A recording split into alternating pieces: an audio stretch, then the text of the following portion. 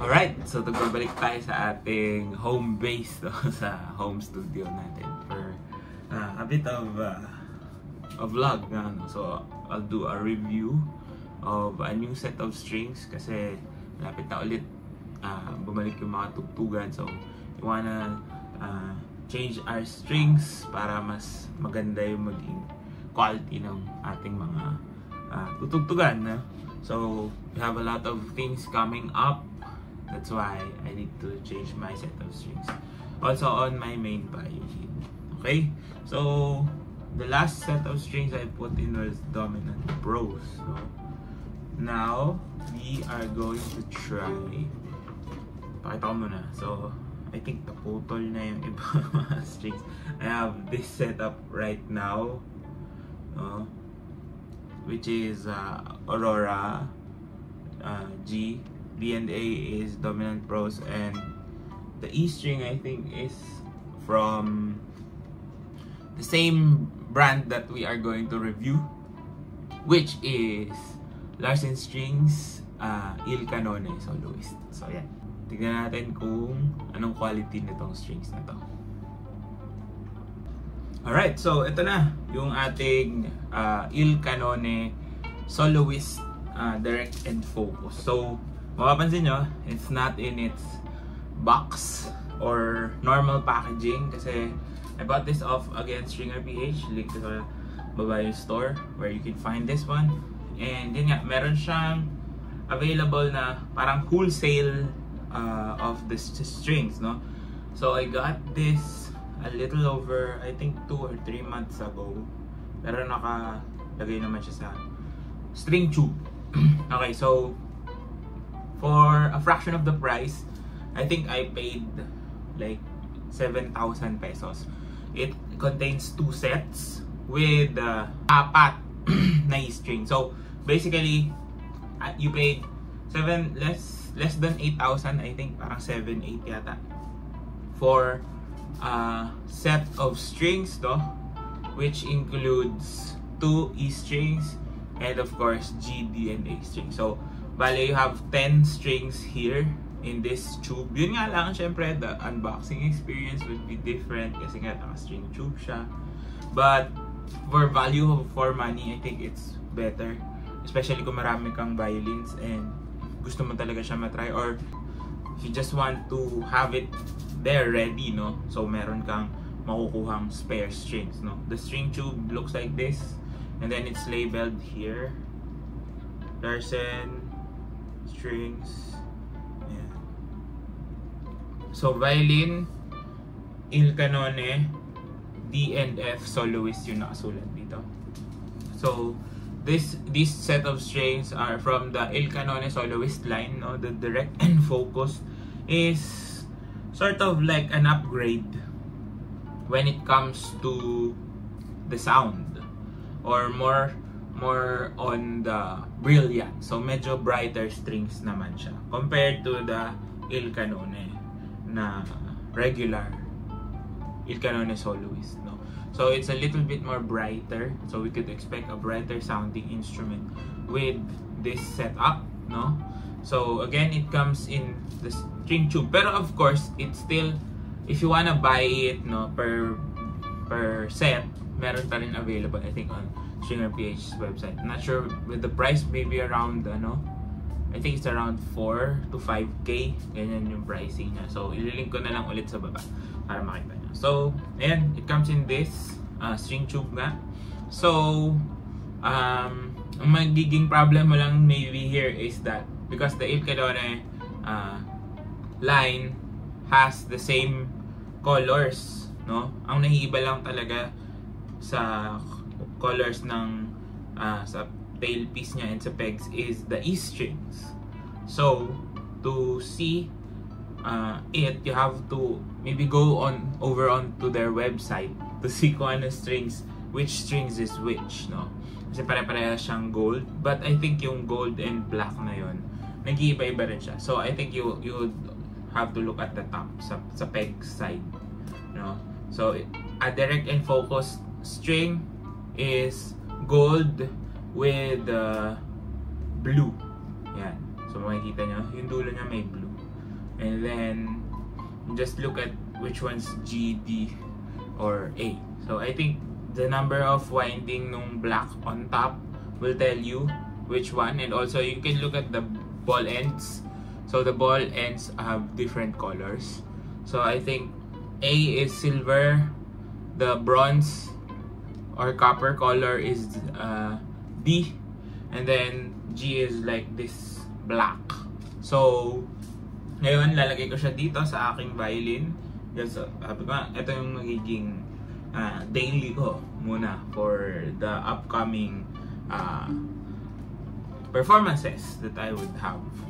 And then also I'll try to post covers, no, ako hindi masyadong busy. So yan, iwan ko muna kayo dito, might go live and we'll do like a proper first impressions review after ko palitan ng strings. So pero open na natin siya sabay-sabay.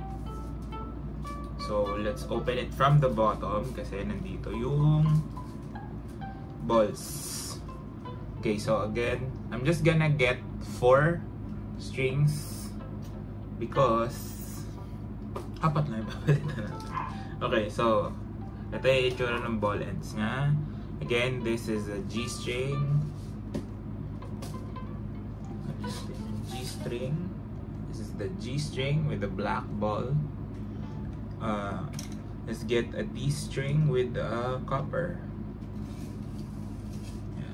Parang Olympics pala, no? Gold, silver, bronze, gana. And then I'm gonna get an A string which has the silver one right here, and an E string. So sa E string, I'm not really sure.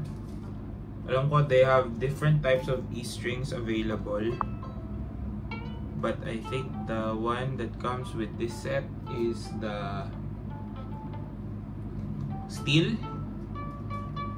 na meron ding mas may liit eh. So I'm not really sure, but I'm just gonna take one E string kung ano man yung makuha ko, and then balitaan ko kayo kung ano siya later on. So this one, it also comes with a tube. Tube, what do you call this? Basta yun. Yung pa for the bridge part. Okay, I think this one is standard, direct and focus. So I think sa direct and focus pala, they only have one type of E string. So but we've reviewed the 2 types of E strings na available sa standard version ng Il Canone Soloist. So you can check out my review then here on my channel para makita nyo. So yan, pagpapalit muna ako ng strings and I'll see you in a few moments. Alright, so ayun, we're back. We changed the strings. Kung napanood nyo yung live ko, it's there. Yung ating first impressions is now here. Ito na, re-review na natin siya. So, first thing that I really noticed about the strings is ito, the way it feels in the hand. I don't know if I haven't tried it for some time, no? Kasi nga, I tested the Chigan for over a month. I tested the Auroras for over 3 months. So I last had an Il Canone set last year pa, almost, no? I think around December to January was the latest that I had the strings on. But it really feels soft on the hand compared to the strings that I've been using, no? Not sure if it's just me trying it out again, or I remember di ko rin naman sinabi na ganun siya kalambot in the first review that I did with the regular Il Canone Soloist. So I think if it's not just me, I think it's really lighter on the hand. It's softer, but still, again, you feel the response when you touch it. Okay, now when it comes to sound quality,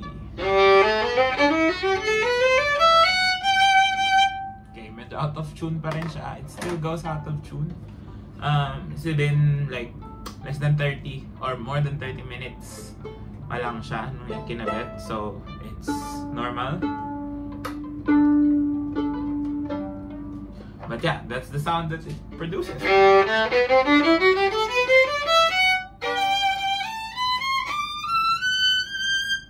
So, based on the sound quality nung dati of the previous Il Canones, I think this is really just there. No? It's more pronounced, more responsive. It really blows you away. Parang ganun eh. Nung una kong siyang tinry, no? Nung nilalagay natin, I could really hear the difference. It's not a piercing, bright sound, but more of a well-rounded, broad, but still bright yung sound, character ng sound niya. So, yeah. For its price and quality, I think it's really worth it. Especially the low notes.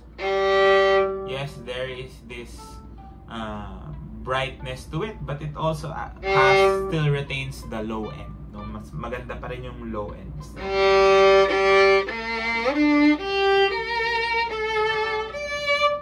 And also the A string is very well rounded yung sound niya. Okay? So, in terms of tuning stability, still tuning it, no? Kanina, the E string wasn't really going out of tune, but I can already see or sense that the A string would have the same problems. I'm not really sure if it's just the violins that are used, but kasi dalawa na, no, or tatlo na yung nagsabi na they also experience the same thing with the A string of Larsen strings, that it constantly goes down and then kailangan mo siya itono. So that is one thing that I would look out for on the full review. Titingnan natin kung ganun pa din siya, if things would change, or if this one's more stable, no? So tuning stability, still trying to tune it, no, kahit bago siya, pero you can hear the sound, it's already there. So kung walang harsh brightness na naririnig tayo, or harsh metallic sound that we hear when we put on new strings, no, so ito talagang tunog agad, no. So I really like how it responds. It's really good.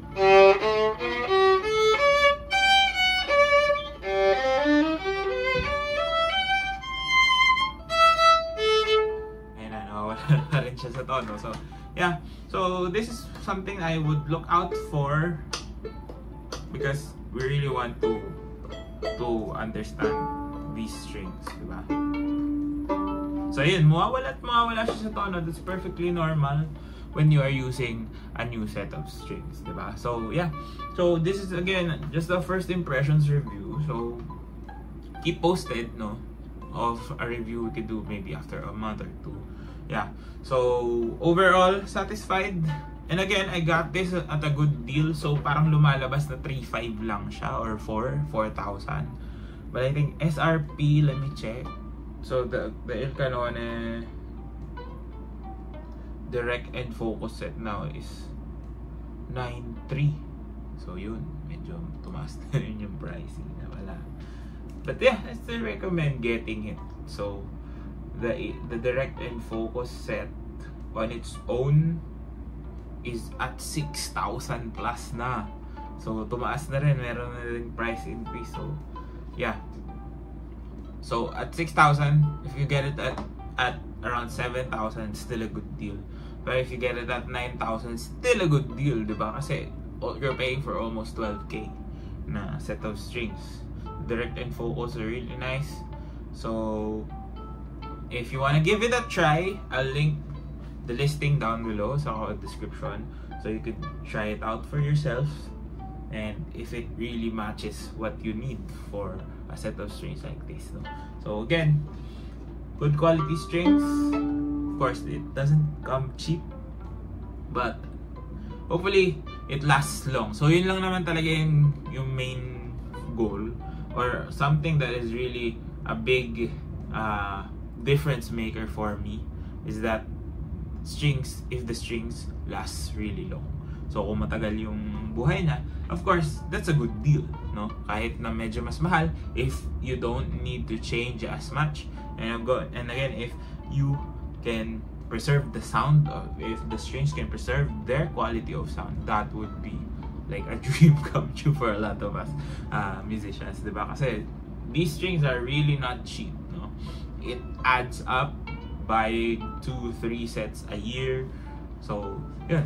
So, we're trying out these strings kasi gusto natin makita which strings are of good value.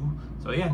You can try these out and see if your violin also prefers it. Syempre, titignan din natin kung yung instrument natin would respond the same way on different types of strings. Yeah, so kung nakatulong to video na to make your decision if you're gonna buy or not these types of strings, please comment down below. Of course, I wanna hear your opinions as well. Subscribe to my YouTube channel. Follow me on all my socials. All the links you need down in the description box below. And again, I'll see you on the next video.